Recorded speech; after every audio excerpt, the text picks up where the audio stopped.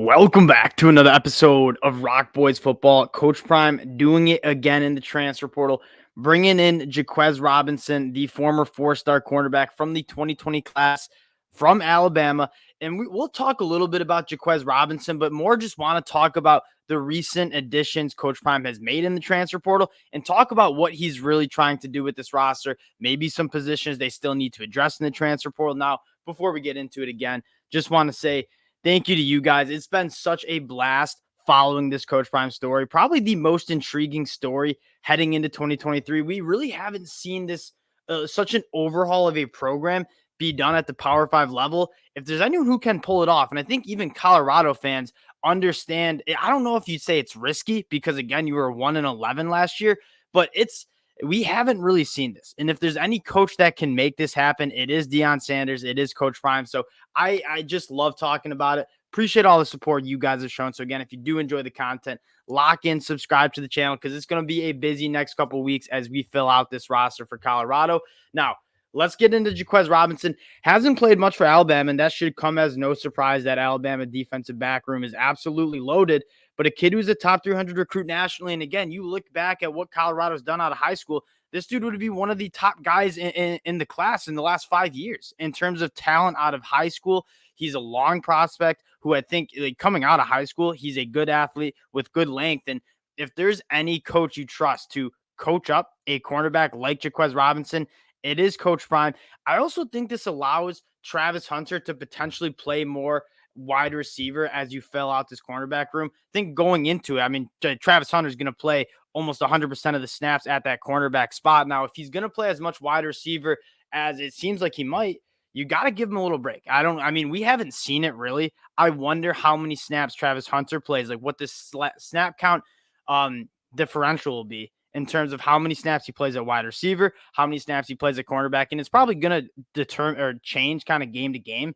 But adding more depth to that cornerback room kind of frees Travis Hunter to go be an explosive weapon on the offensive side of the ball too. So Jahquez Robinson, the most recent name, I want to talk about some of the guys they had on campus this weekend, right? Jahquez Robinson commits. Cameron Johnson, probably when you talk about what position you want Colorado to address after watching that spring game, after reading the spring practice notes, it's the trenches, both sides of the ball, especially on the defensive line. We'll talk about some targets there.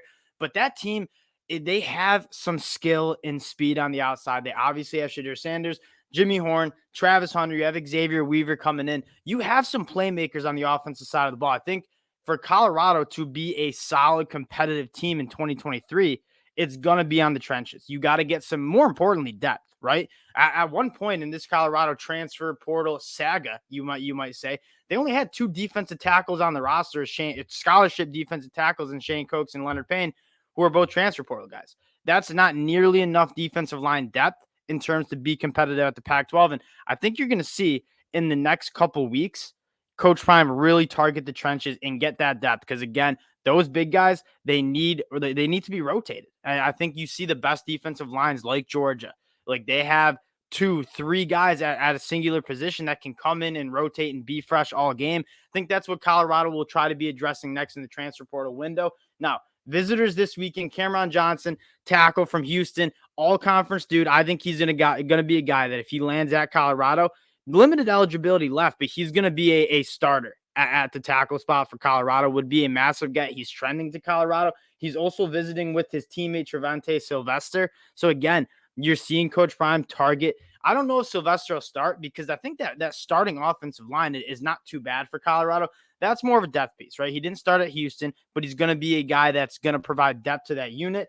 Another guy that's really interesting in my mind, Jaquay Jackson, a D2 kid from University of Pittsburgh, California. If I got that right, I checked out some of the highlights. Like he's a difference maker, and he looks like a guy that will be a difference maker at the Power 5 level as well. And that's what kind of Colorado is trying to do, is get some guys like Jimmy Horn, who's been really impressing in the spring, like a guy like Travis Hunter when he plays on the offense side of the ball, to provide those explosive plays, because that's how you score at the college football level. We talk about it a lot.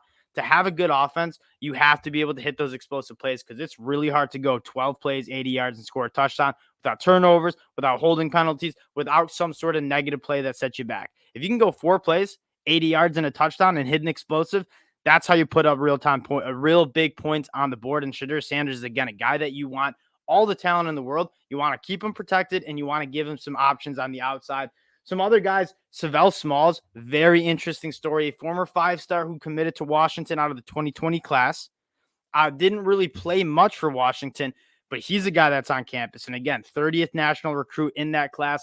He's another guy that on the trenches, he's going to be an edge rusher that just gives you those Power 5 bodies that, quite frankly, Colorado last year just didn't have. Like, when you watch that Colorado team play solid Pac-12 teams, they did not have the bodies in the trenches to be competitive. So a guy like Savell Smalls, who has all the talent in the world and maybe just a change of scenery will help, could be a massive get for Colorado in the portal. Sean Washington, another guy transferring from Georgia. This is an exciting one because he's a 2022 guy, so he has plenty of eligibility left. I mean, a brick house, 6'3", 315 pounds, coming over from Georgia. I trust any Georgia defensive lineman. You just saw like 4 of them go in the NFL draft. If you're a defensive lineman coming from Georgia, chances are you're a pretty good football player. And so Sean Washington might not start over a guy like Leonard Payne or Shane Coates, is going to provide some more depth in that rotation that we're talking about. And then a guy that you got to have your eyes on, Alton McCaskill from Houston, not on campus this weekend, visiting Arizona State, but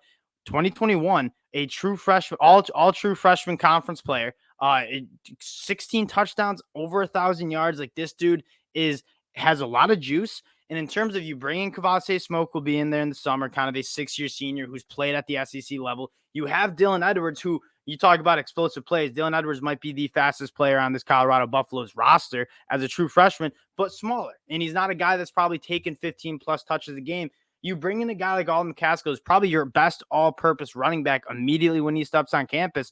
That's massive. You can rotate those running backs. They all bring a little bit of a different flavor, with Dylan Edwards kind of being that home run kind of guy for Colorado. Again, big time visitor weekend. I want to take us to what the 2023 transfer portal has brought to Colorado recently. Amir McNeil, another one of those guys that 6'4", 300 pounds, like that Power 5 body, right? Didn't play much for Tennessee, but he's been in that strength room for Tennessee. He's a Power 5 dude that, even if he doesn't start, provides good depth to that defensive line. And Chaz Wallace, a standout at Old Dominion. You couple that with Derek McClendon, you're getting what you're seeing, I think, is a lot of these guys. Derek McClendon was a starter for Florida State that was finished as a top 10 team, right? He's a productive dude, but even the guys like Chaz Wallace or Amari McNeil, who not necessarily starters at their former schools, are going to provide depth. And I think that's what Colorado's biggest goal is in the next couple of weeks in the transfer portal, is just getting enough Power 5 bodies to be competitive in the trenches, because you have the playmakers on the outside. You have some of that star power.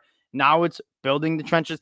Very similar to what Lincoln Riley struggled with, especially on the defensive line last year, right? They had, like, when you have Caleb Williams, you're going to win some games. What held them back? They couldn't really stop the run because they weren't deep. And especially later in the season when guys were banged up, they didn't have those Power 5 bodies to play on the defensive line and stop a team like Oregon or stop a team like Utah running the football. That's what Colorado, and I think Coach Prime, is going to be emphasizing in the transfer portal the next couple of weeks. Now, there's still some really good names in the transfer portal, which I was nervous. I'll put my hand up and say I was nervous when I saw that big mass exodus from all those Colorado players, because the transfer portal in the winter was extremely talented. And I was just a little bit nervous about this spring window and how much talent could you get into this roster, into this team.